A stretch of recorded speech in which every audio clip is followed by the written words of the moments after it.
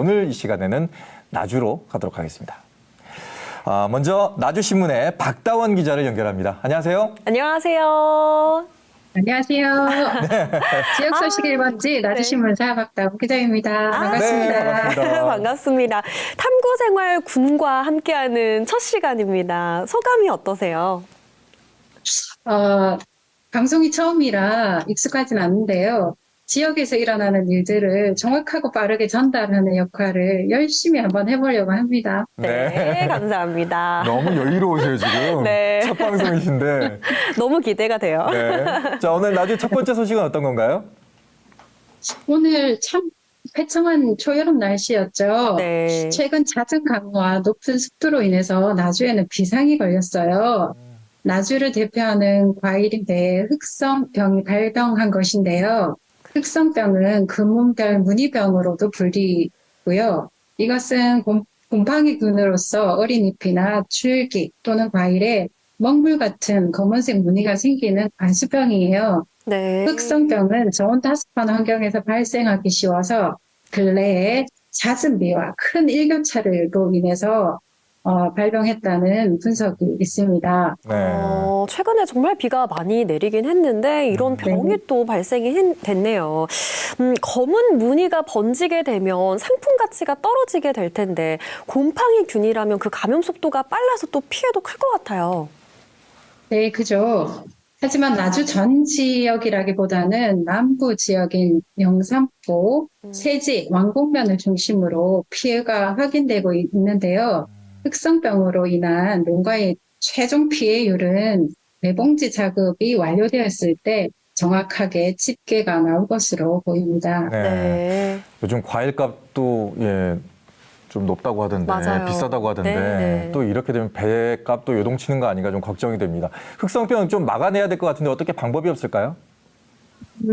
흑성병의 피해를 최소화하기 위해서는 방제가 가장 중요한데요. 이 또한 강우 여부에 따라서 살균제를 살포를 시기적절하게 결정을 해야 하는 어려움이 있습니다. 네. 비가 오기 전에는 보호성 살균제를, 비가 온 후에는 침투성 살균제를 살포해야 하고요. 병에 걸린 잎과 열매 등은 2차 감염을 막기 위해 반드시 소각, 분리해야 합니다. 네.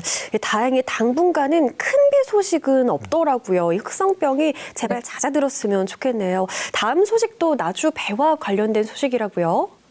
네, 맞습니다.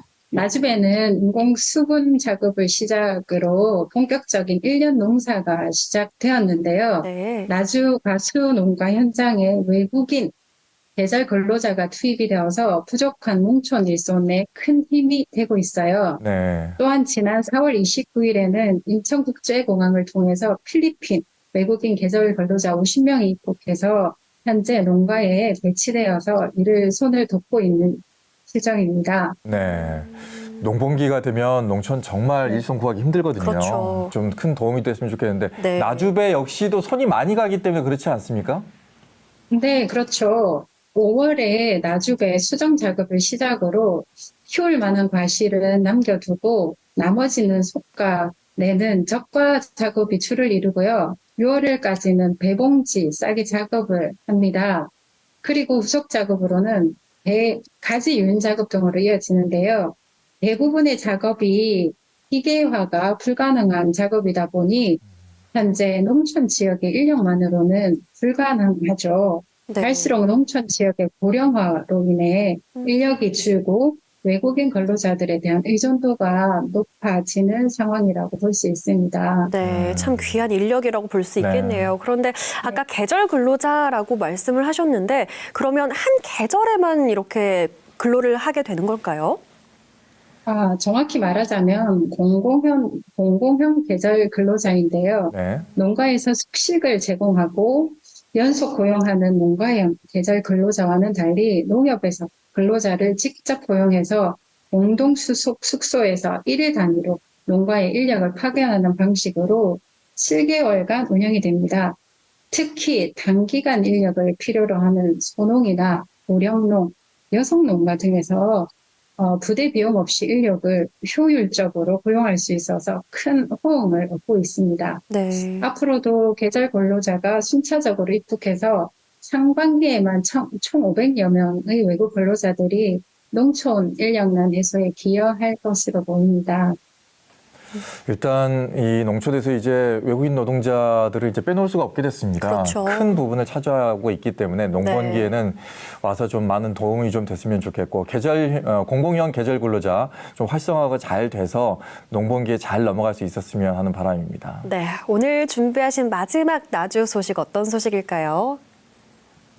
나주에는요, 나주배와 함께 나주를 대표하는 특산품이 있는데요. 바로 영산포 홍어인데요. 국내 유일의 숙성 홍어 가공 또는 생산, 유통산업이 모여있는 영산포 홍어거리를 중심으로 한 영산동 일원이 전라남도 첫 자율상권 구역으로 지정되었어요. 네. 자율상권 구역이라는 게 어떤 겁니까?